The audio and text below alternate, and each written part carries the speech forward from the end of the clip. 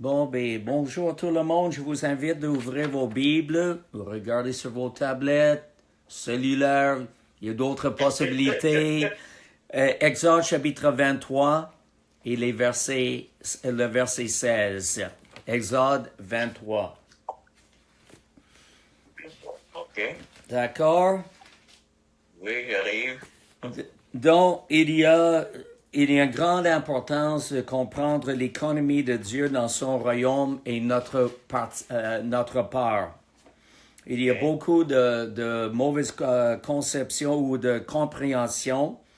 Ce sont des idées qui viennent du monde, des traditions sur toutes sortes de sujets différents. Alors, j'aimerais en traiter un ce matin. J'espère que ça va en effet te rendre le sujet clair pour nous. J'aimerais parler ce matin des prémices, des premiers fruits, la dîme et les offrandes. Et nous allons examiner cela, ces choses-là, parce qu'à fin de compte, il y en a trois choses, par les points suivants. Le premier point, c'est les prémices des premiers fruits de la terre. Et on voit ça dans Exode chapitre 23 et le verset 16. Tu observeras la fête de la moisson des prémices de ton travail, de ce que tu auras semé dans les champs, et la fête de la récolte à la fin de l'année, quand tu recueilleras des champs le fruit de ton travail. Verset 19. Tu apporteras à la maison de l'Éternel ton Dieu les prémices des premiers fruits de la terre. Prions. Nous te faisons confiance, Saint-Esprit, de nous éclairer. Nous voulons en tout temps glorifier Jésus. Nous savons que c'est ton ministère, Saint-Esprit, de nous conduire dans toute la vérité. Nous réclamons ton aide ce matin, aussi bien que celui qui enseigne, que ceux qui vont entendre le message, soit tout de suite ou dans la suite. Merci pour cela. Nous donnons à toi seul la gloire et l'honneur au nom de Jésus. Et Amen. Amen.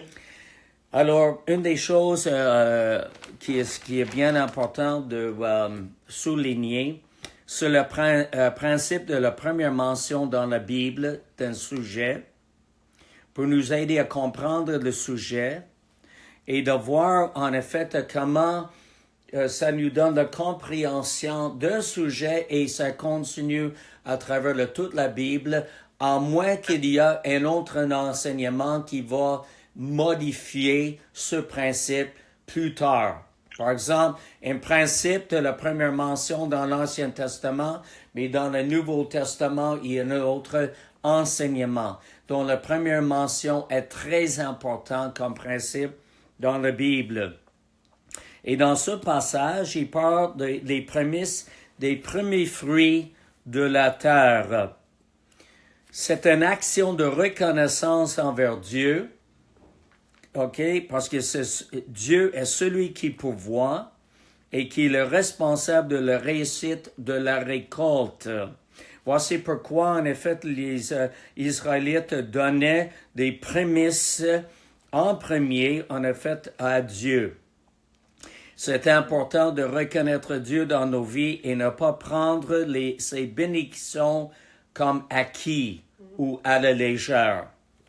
Nous remercions Dieu pour toutes ses bénédictions et c'est mieux de les spécifier.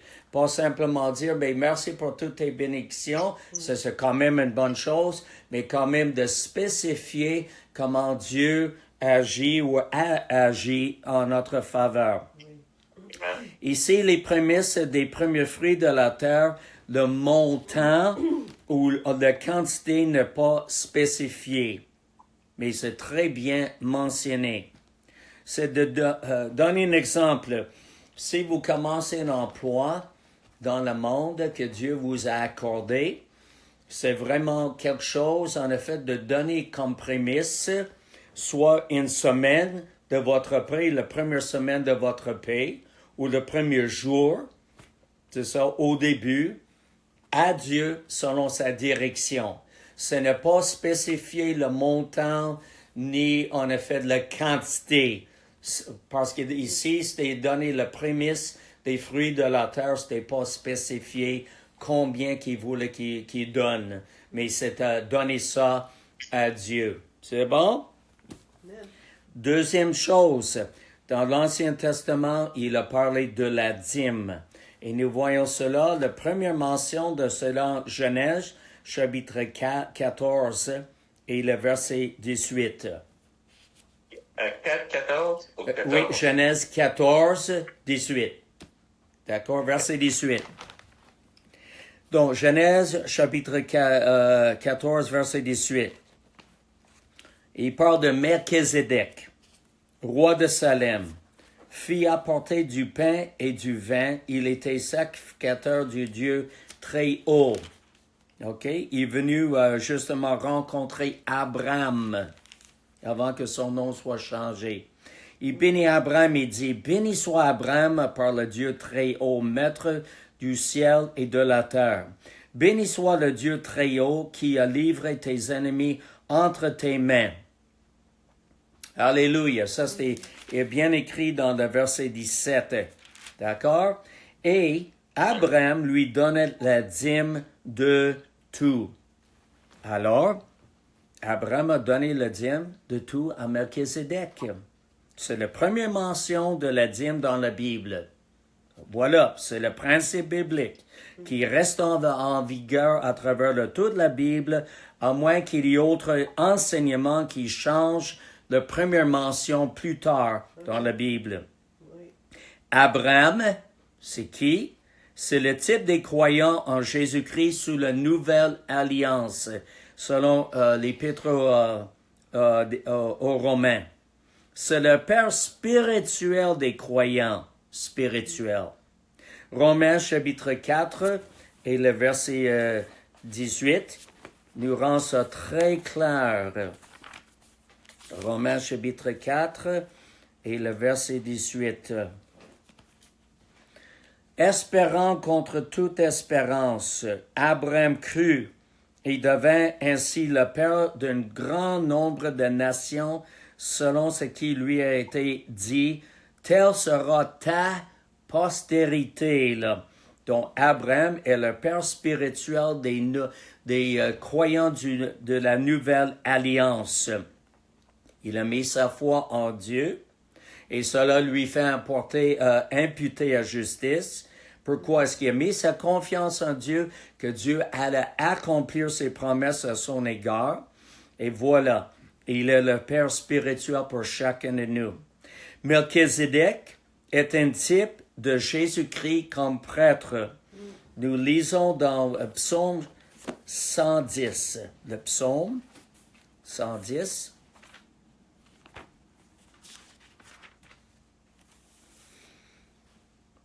OK, et le verset 4. L'Éternel a juré, il ne s'en repentira point.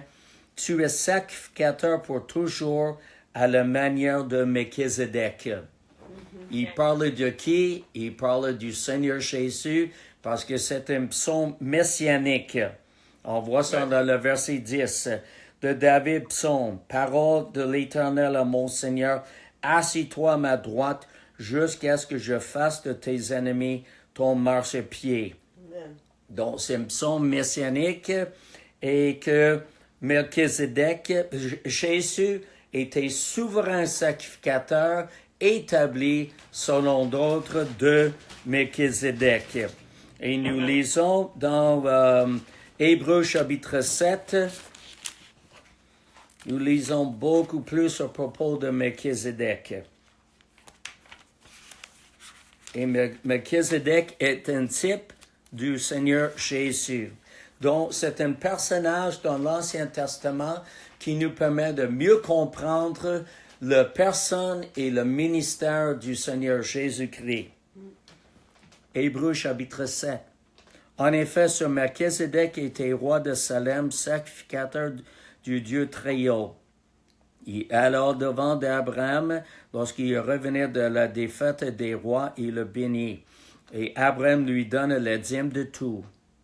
Il était d'abord roi de justice d'après la signification de son nom, ensuite roi de Salem, c'est-à-dire roi de paix. Il était sans père, sans mère, sans généalogie. Il n'a ni commencement de jour ni fin de vie, mais il est rendu semblable au Fils de Dieu, ce Melchizedek demeure sacrificateur à perpétuité. Considérez combien est grand celui auquel le patriarche Abraham donna le dîme du butin. Ceux des fils de Lévi exercent le sacerdoce, ont d'après la loi l'ordre de relever le dîme sur le peuple, c'est-à-dire sur leurs frères, qui cependant sont issus des reins d'Abraham. Et lui, qui ne tira pas de son origine, il lève la dîme sur Abraham, et il bénit celui qui avait les promesses. Donc, Melchizedek bénit Abraham. Or, c'est sans contredit l'inférieur qui est béni, l'inférieur est béni par le supérieur. Abraham était béni par Melchizedek. Et ici, ceux qui perçoivent le dîme sont des hommes mortels. Mais là, c'est celui dont il est attesté qu'il est vivant. De plus, Lévi qui perçoit le dîme l'a payé pour ainsi dire par Abraham, car il était encore dans les reins de son père lorsque Melchizedek allait au-devant d'Abraham. Ce passage ici, Hébreux chapitre 7, parle de sacerdoce immuable à perpétuité du Seigneur Jésus. Verset 22. Jésus est par cela, on va lire à partir du verset 20, et cela n'a pas eu lieu sans serment, car les Lévites sont devenus sacrificateurs sans serment, mais Jésus est devenu avec serment par celui qui lui a dit, le Seigneur a juré, il ne se repentira pas. Tu es sacrificateur pour toujours selon l'ordre de Melchizedek. Jésus est par cela même le garant d'une alliance plus excellente. Alléluia, la nouvelle alliance est meilleure que l'ancienne alliance. Et verset 23. De plus, il y eut des sacrificateurs en grand nombre parce que la mort les empêchait d'être permanents. Mais lui, Jésus, parce qu'il demeure éternellement, possède une sacerdoce qui n'est pas transmissible. C'est aussi par cela qu'il peut sauver parfaitement ceux qui s'approchent de Dieu par lui, étant toujours vivant pour intercéder en leur faveur. Alors, Jésus-Christ est le souverain sacrificateur du Nouveau Testament selon l'ordre, établi selon l'ordre de Melchizedek à ne jamais être remplacé. Il est toujours une sacerdoce immuable et non transmissible et éternelle. Alléluia. Donc, Abraham était un exemple pour nous de payer nos dîmes à notre sacrificateur Jésus-Christ. Il s'agit du premier dixième de notre profit de revenus brut avant de payer l'impôt au gouvernement. Le gouvernement ici, il veut justement prendre en effet leur part en premier. Mais non, c'était pas comme ça dans l'Ancien Testament. Ils donnaient en effet leur dîme en premier, justement, et à sa maison. Donc, c'est un principe que Dieu a établi avec son peuple avant de leur transmettre la loi mosaïque. Ici, la question que Abraham a donné sa dîme à Melchizedek. Donc, ça n'a absolument rien à faire avec la loi. Comme certains croyants disent, malheureusement, dans leur ignorance. La loi a été donnée en Exode chapitre 20.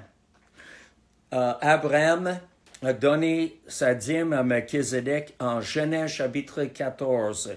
Donc, de payer sa dîme, en effet, Dieu n'a absolument rien à faire avec la loi mosaïque.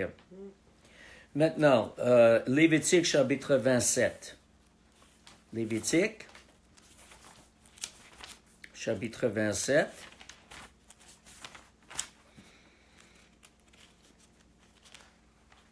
Et le verset 30. Toute dîme de la terre, soit des récoltes de la terre, soit du fruit des arbres, appartient à l'Éternel. C'est une chose consacrée à l'Éternel. Et le verset 31, si quelqu'un qui veut racheter quelque chose de sa dîme, il y ajoutera une cinquième. Verset 32, c'est important. Toute dîme de gros et de menu bétail, de tout ce qui passe sous la houlette, c'est une dîme consacrée à l'Éternel. Donc, toute dîme appartient à l'Éternel. C'est une chose consacrée pour lui. Donc, lorsque nous payons le dîme, nous le payons en effet à l'Éternel. En premier lieu, en effet, c'est à lui à qui nous devons payer notre dîme. Bon. Le dîme appartient à l'Éternel, ça ne nous appartient pas. Mais les autres 90% nous appartiennent. Donc, nous pouvons faire avec cela comme le Seigneur nous dirige, mais ça nous appartient, là, n'est-ce pas? Mais le premier dîme, ça ne nous appartient pas, là. Alors, c'est pour cette raison, en Malachie, nous lisons que Dieu, lorsqu'il parle à son peuple, il leur faisait des reproches. Malachie chapitre 3 et le verset 8. Un homme trompe-t-il Dieu, car vous me trompez? Il parle à son peuple, Dieu. Et vous dites, en quoi t'avons-nous trompé? Dans les dîmes et les offrandes. Vous êtes frappés de la malédiction, et vous me trompez, la nation tout entière. Apportez à la maison du trésor toutes les dîmes, afin qu'il y ait de la nourriture dans ma maison. Mettez-moi de la sorte à l'épreuve, dit l'Éternel des armées, et vous verrez si je n'ouvre pas pour vous les écluses des cieux, et si je ne répands pas sur vous la bénédiction en abondance. Pour moi, je menacerai celui qui dévore, et il ne vous détruira pas les fruits de la terre, et la vigne ne sera pas stérile dans vos campagnes, dit l'Éternel des armées.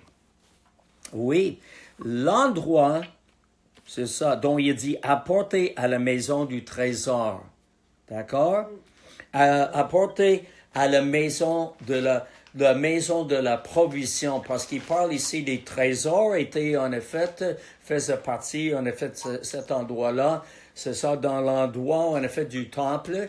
Donc, il y avait une question d'apporter les trésors et apporter la nourriture, comme nous lisons, apporter des provisions, en effet, à la maison du trésor, à la maison de la provision, toutes les dîmes. Donc, c'est l'endroit où les trésors et les provisions étaient gardés, que le peuple était censé, en effet, amener ça, en effet, au temple, qui s'était mis dans cette maison. OK? Donc, la raison est pourquoi est-ce Dieu leur a dit de faire cela. Et c'était vraiment encore le principe de donner la dîme, en effet, à le dîme consacré à l'Éternel. C'était pour sa maison. Il dit, oui, afin qu'il y ait de la nourriture dans ma maison. Donc, c'est la maison de Dieu dans ce contexte qui est la place où les Juifs, ils trouvent leur provision. C'était, à fin de compte, comme le temple. Il y avait des prêtres, et les prêtres faisaient des distributions. Donc, c'est l'endroit où ils étaient censés, en effet, d'apporter leur dîme. Et Dieu a dit, eux autres, il a dit à son peuple, il a dit, non, vous me trompez. C'est ça, vous me volez, parce que vous ne payez pas votre dîme. Et c'est pas pour cela, en effet, que c'était le dernier livre de l'Ancien Testament. Et pendant 400 ans, Dieu n'a pas parlé à son peuple. C'est ça parce qu'il n'était pas fidèle pour faire ce qu'il voulait. Alors, après cela, c'était le livre de Matthieu que nous lisons et que lorsqu'il a envoyé son fils, c'est la généalogie de Jésus-Christ. Donc, c'était vraiment, ça allait pas bien, en effet, pour le peuple de Dieu. Amen. Aussi, le mot maison est aussi employé pour la première fois dans Genèse chapitre 7, parce que j'aime ça parler, en effet, les premières mentions dans la Bible.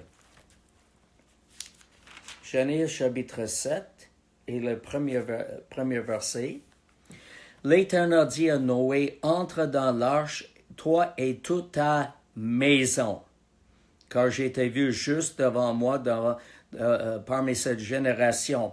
Alors, le mot maison, ça peut être aussi un endroit physique, mais aussi dans Genèse chapitre 7, il parle en effet de la maison familiale. OK? C'est ça. En anglais, on dit household. C'est ça, la maison familiale dans ce cas-ci de Noé. C'est ça. Et Hébreux chapitre 3, il parle de la même façon, mais il s'agit de qui, par exemple? Hébreux chapitre 3. C'est fascinant, la Bible.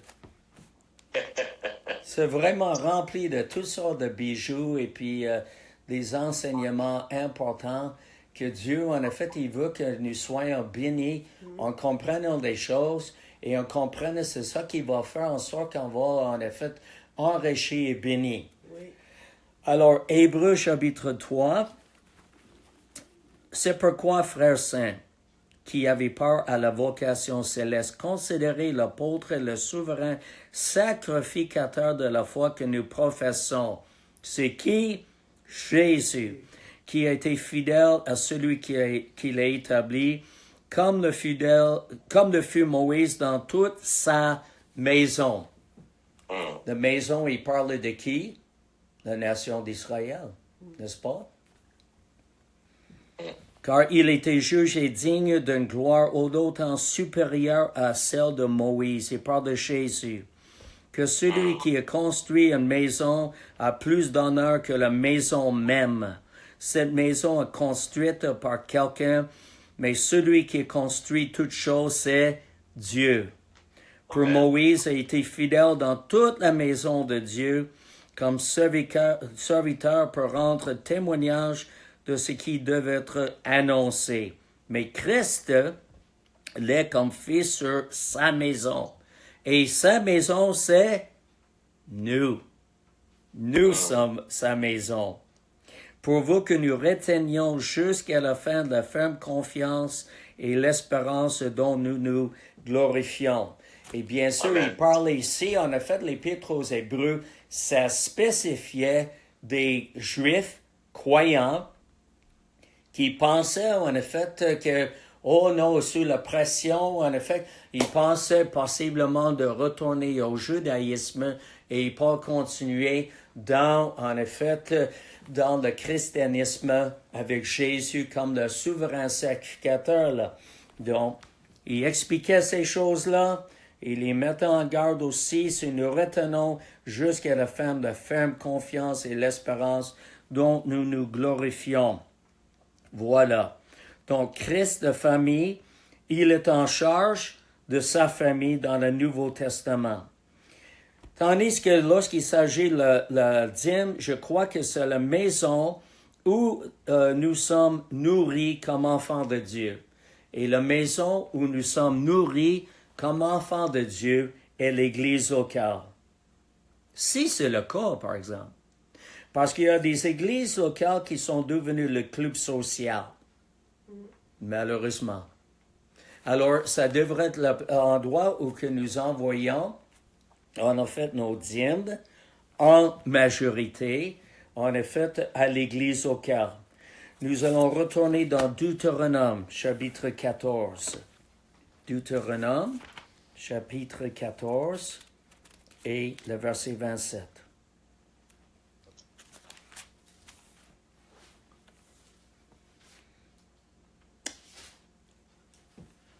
Parce que c'est bien important de comprendre pourquoi la dîme. D'accord? Verset 27, Deutéronome 14. Tu ne délaisseras point le Lévi qui sera dans tes portes, qui n'a ni part ni héritage avec toi. Donc, les Lévites n'avaient pas de terre qu'ils pouvaient cultiver. C'était pas, et ça faisait pas partie de leur héritage. Non. C'est ça, dans le verset 28. Au bout de 3 ans, tu sortiras toute la dîme de tes produits pendant la 3e année, et tu les déposeras dans tes portes.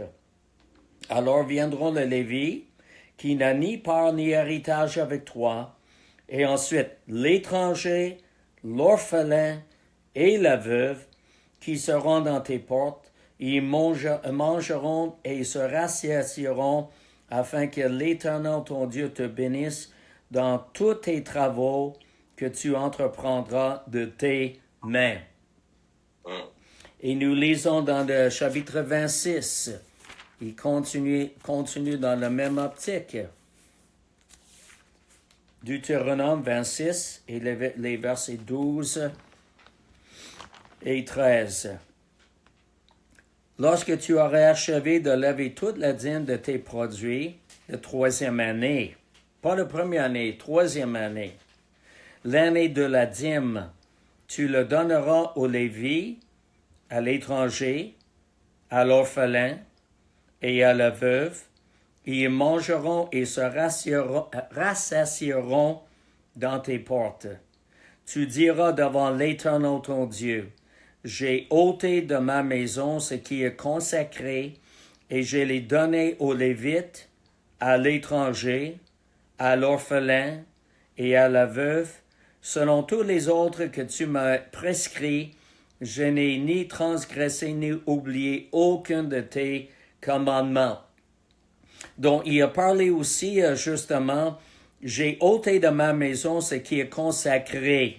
Donc, il y avait une possibilité aussi dans l'Ancien Testament de payer la dîme, et non en effet pour la maison du trésor, mais de donner ça à ces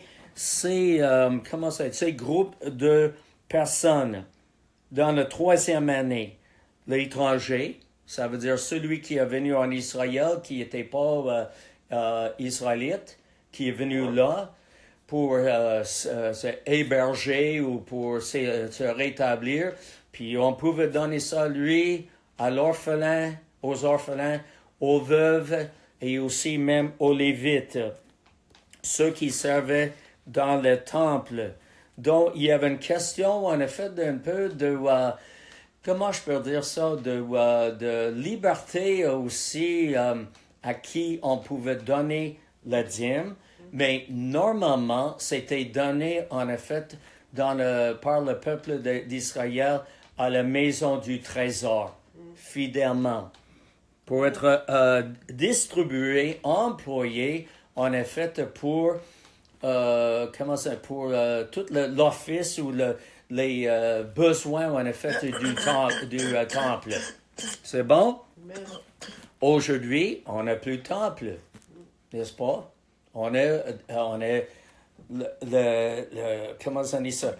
L'Église mondiale, c'est ça? Mais notre responsabilité, je crois, c'est lorsqu'on est nourri l'Église locale. Si on est bien nourri, on devrait justement, en effet, payer notre dîme à notre Église locale en majorité. Mais si on n'a pas nourri dans notre Église locale, ben c'est ça.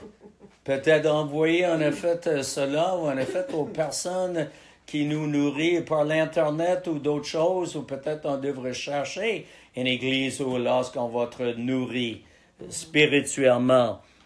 N'est-ce pas? Alors, normalement, bien sûr, ce n'est pas le cas. On est nourri dans notre église locale. C'est bon? C'est bon. Là où, en effet, les leaders, les enseignants, les administrateurs vont justement s'occuper des besoins, en effet, de l'église locale pour selon les contributions, en effet, les croyants, Seigneur, du Seigneur, des croyants, pour soutenir les ouvriers, soutenir, en effet, les administrateurs, soutenir, en effet, les diacres s'il faut aussi. Et peut-être, il y a un problème, en effet, pour ne pas avoir des administrateurs dans les églises locales, parce que les personnes, les croyants, ne donnent pas le dîme. Alors, pour ces raisons, il y a un certain nombre limité de personnes qui peuvent travailler au sein de l'Église locale. D'accord? Et aussi, l'apôtre Paul a dit, prenez donc soin de vous occuper, en effet, des pauvres. Alors, à ce moment-là, il n'y avait pas un assistant social que nous avons aujourd'hui. Alors, c'était bien important pour l'apôtre Paul, il avait à cœur que, en effet, qui venaient de la part des dîmes et les offrandes de soutenir aussi les pauvres, surtout, en effet, au sein de l'Église, des églises locales. Donc, on retourne à Malachie, d'accord? Puis, le Seigneur disait à son peuple, « Apportez à la maison du trésor toutes les dîmes, afin qu'il y ait la nourriture dans ma maison. » Et ensuite, il a dit aux autres, « Mettez-moi de la sorte à l'épreuve, dit l'Éternel des armées. » Donc, c'est une question de mettre à Dieu à l'épreuve. Ça veut dire, si en effet on ne croit pas à cela, on n'a pas cru, là on reçoit un enseignement, puis en effet on a la foi pour mettre à l'épreuve. C'est la seule place que je vois dans la Bible que Dieu dit à son peuple, « Mettez-moi de la sorte à l'épreuve. » D'accord?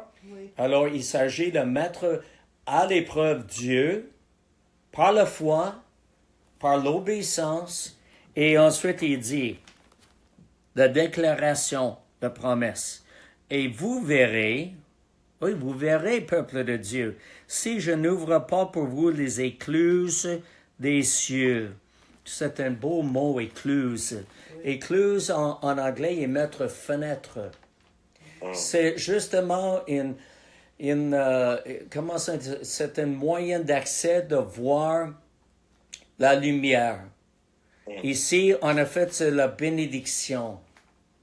OK? Que Dieu veut répandre sur son peuple de bénédiction en abondance. Donc, en effet, il veut ouvrir les écluses des cieux. Donc, au lieu d'avoir un petit, comment est-ce qu'on dit, trickle? Une petite bénédiction limitée, d'accord? Et que les croyants, en effet, sont souvent, en effet, dans la misère. Oui. Ils ont vraiment la difficulté d'arriver parce qu'ils ne paient pas leur dîme, c'est ça, selon l'œuvre de Dieu, selon ce que Dieu veut. Alors, Dieu dit, mettez-moi de la sorte à l'épreuve et vous verrez si je n'ouvre pas pour vous les écluses des cieux et si je ne répands pour vous la bénédiction en abondance. C'est très clair, n'est-ce pas? Et lorsqu'il dit la bénédiction en abondance, c'est pour l'enfant de Dieu dans la foi, dans l'obéissance. Il y a d'autres traductions que j'aime. Il dit, et si il dit, jusqu'à ce qu'il n'y ait plus assez de place. Comme il dit en anglais.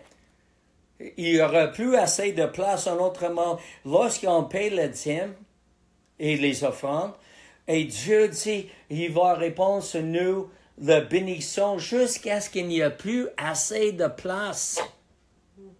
Ça veut dire, on est tellement rempli, on est tellement béni, on ne sait plus, en effet, de mettre, en effet, ces bénédictions envers nous. Mais c'est tout à fait normal, parce que Dieu, ce qu'il veut, il veut nous bénir afin qu'il nous soit une bénédiction pour les autres. Mais lorsqu'on ne fait pas ça, on a de la difficulté d'arriver et on a vraiment une grande misère d'être une bénédiction pour les autres. Donc, les chrétiens, les églises, malheureusement, peuvent être remplies, en effet, de croyants qui ont la misère d'arriver. Et puis, c'est ça, comme un esprit de pauvreté, en effet, dans l'Église. Alors, mais lorsqu'on paye le dîme et on donne les offrandes, la libéralité, mais wow, c'est ça. On a la bénédiction en abondance jusqu'à ce qu'il n'y ait plus de place pour nous d'en recevoir. Puis on se demande quoi faire avec. Mais oui, on sait quoi faire avec, on demande à Dieu. Puis Dieu nous met à cœur, justement, à qui donner les offrandes pour vivre dans la libéralité, là. Et verset 11. Pour vous, je menacerai celui qui dévore. Qu'est-ce qui se passait avec les Israélites? L'ennemi venait, il dévorait leur champ. Il n'y avait pas de fruits. Ils étaient dans la misère. Parce qu'ils volaient Dieu. Ils ne donnaient pas leur dîme, en effet, pour la maison de Dieu. Alors, ils étaient dans la misère, malheureusement. Alors, Dieu dit lui-même, lorsqu'on paie nos dîmes et les offrandes, celui qui va s'occuper de menacer, de réprimander celui qui dévore l'ennemi. Alléluia. Wow. Amen. Alors, ça c'est bon. OK, et Matthieu chapitre 23. Ça c'est le troisième point. Le dîme est dans le Nouveau Testament. Parce que souvent j'entends en effet de la part des croyants, non, le dîme c'est pas dans le Nouveau Testament. Au contraire. La première mention dans l'Ancien Testament, ça va à travers de toute la Bible, à moins que Dieu nous enseigne autrement. Et Jésus lui-même a parlé de la dîme. Dans Matthieu chapitre 23, verset 23. C'est dans le Nouveau Testament. Malheur à vous, scribes et pharisiens hypocrites, parce que vous payez la dîme de la menthe, de la nette et du commun, et que vous laissez ce qui est plus important dans la loi, la justice, la miséricorde et la fidélité.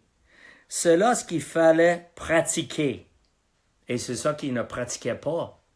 Mais ce qu'ils pratiquaient, là, par exemple, sans négliger les autres choses. Alors, eux autres étaient très religieux, les pharisiens des scribes. Ils payaient le dîme de toutes les petits bebelles, là, des choses. Les choses qu'ils ont mentionnées. La menthe, la nette et du commun. OK? Il a dit, c'est là ce qu'il fallait pratiquer, la question de la loi, la justice, la miséricorde, la fidélité, sans négliger les autres choses. Donc Jésus a dit, sans négliger de payer le dîme. Mais c'est bien plus important dans la loi de pratiquer. Qu'est-ce qu'il a dit? La justice, parce qu'il était injuste envers les personnes. La miséricorde, parce qu'il n'exerçait pas la miséricorde envers les autres. Et la fidélité envers Dieu et les autres. Wow! Alors, il n'y a aucune mention dans le Nouveau Testament du changement de l'économie de Dieu. Maintenant, je vais mentionner 3 passages. 1 Corinthiens 16, 2 Corinthiens 8 et 9. Je pense qu'on va simplement considérer 1 Corinthiens 16 et vous allez regarder les autres chez vous. Pour bien comprendre, ici, il ne s'agit pas du tout de la dîme. Il s'agit d'une collecte. 1 Corinthiens 16. Qu'est-ce que tu as dit? Il s'agit de quoi? Il ne s'agit pas de la dîme. D'un câlin. Collecte. Ah, une collecte. Excuse-moi, oui. Oui, c'est ça. OK. Une quête, c'est ça. Pour ce qui concerne le collecte en faveur des saints, agissez-vous aussi comme je l'ai ordonné aux églises de la Galatie. Il s'agissait des saints qui étaient à Jérusalem, l'église, moi j'appelle ça l'église mère, qui passait en effet par un temps de la famine. Il y avait la misère. Alors, l'apôtre Paul, qui a fondé ces églises-là comme pionnier, comme apôtre, disait que s'il voulait, selon leur libéralité, il allait passer et que c'était une collecte en faveur des saints, des chrétiens de Jérusalem. Il allait venir et prendre de leur libéralité et distribuer en effet pour l'église de Jérusalem. Alléluia! Et ça, c'est très biblique de faire cela, mais ça n'a absolument rien à faire avec un dîme. C'était une libéralité, justement, comme nous lisons.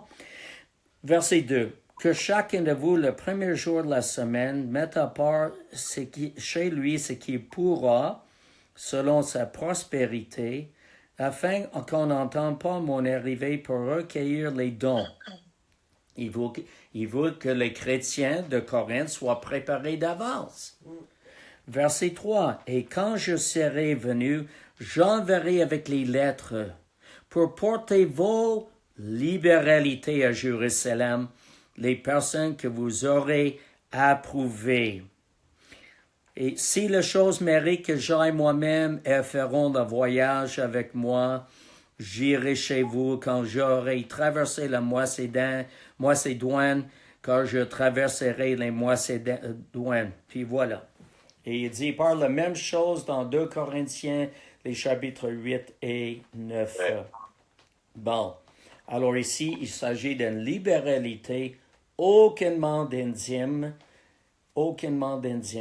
Voilà, c'était le soutien monétaire pour les chrétiens de l'Église de Jérusalem qui étaient dans le besoin, qui passaient Qu'est-ce que tu es en par la famille. Glenn, qu'est-ce que tu es en train de dire là, c'est que Oui. ici, il est selon ton cœur. Oui. Qu'est-ce que tu as à cœur? Exactement. Mais c'est pas comme ça qu'on traite la dîme. Oui, exactement. Voilà. OK. Voilà. Alors, le dîme, en nous donnant cela, nous payons, j'aime mieux l'idée payer notre dîme, parce que comme Dieu le désire, parce qu'on donne ça à Dieu, d'accord? C'est surtout pour l'œuvre de l'Église locale, pour son œuvre. Alors, ça prend en effet la foi et l'obéissance pour obéir au Seigneur.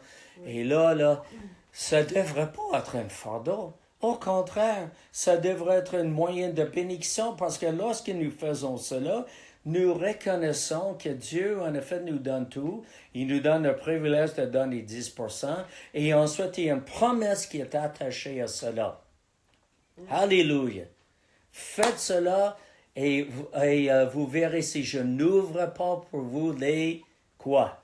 Des écluses. Des écluses. Wow! Imaginez-vous, on a fait une écluse sur la terre. C'est là où on a fait, où l'eau, en effet, ça coule pour répandre, en effet, sur la terre. Donc, ça vient de là, ça sort de là. Le dîme, il va là, puis les écluses, en effet, ça vient de la part de Dieu, les écluses des cieux. Et si je ne réponds pas sur vous, la bénédiction jusqu'à ce que vous n'ayez plus de place où mettre en effet la bénédiction qui vient de Dieu. Alléluia. C'est merveilleux. N'est-ce pas? Donc, je vous invite, frères et sœurs, et vous qui m'écoutez, je vous invite en effet de faire votre étude et vraiment mettre ça devant Dieu. Et dans la foi, l'obéissance, commencez à donner votre dîme et les offrandes, là où est-ce que vous êtes bénis, nourris, justement par les ouvriers. Et gloire au Seigneur, vous allez voir la différence dans vos vies. Alléluia. Amen. Je prie, merci Seigneur, en effet, pour cet enseignement que tu nous donnes. Oui. La première mention. Abraham a donné sa dîme à Melchizedek. Abraham, le père des croyants. Melchizedek est le type du Seigneur Jésus comme souverain sacrificateur. Et nous à faire cela, Seigneur. C'est ta volonté. Le dîme est une chose consacrée à l'Éternel, ça t'appartient. Et tu veux cela pour qu'il y ait la nourriture dans ta maison, Seigneur. Alléluia. Merci pour cela. Éclaire-nous encore davantage. Donne-nous la foi, Seigneur, pour faire ce que nous montres dans ta parole à faire. Au nom de Jésus. Amen. Amen. Amen. Commentaire? C'est très intéressant. Une chose que tu dis, c'est que le dîme qui est souvent associé à la loi de Moïse, était donné avant la loi de Moïse. Mm. Donc, l'enseignement, le principe de ça. Oui. Et le faisait, et Jacob le fait. Donc, il y avait un enseignement, il y avait Oui. quelque chose dans ce temps-là Oui. qui enseignait à faire ça. Donc, c'est ça. Mais c'est intéressant. C'est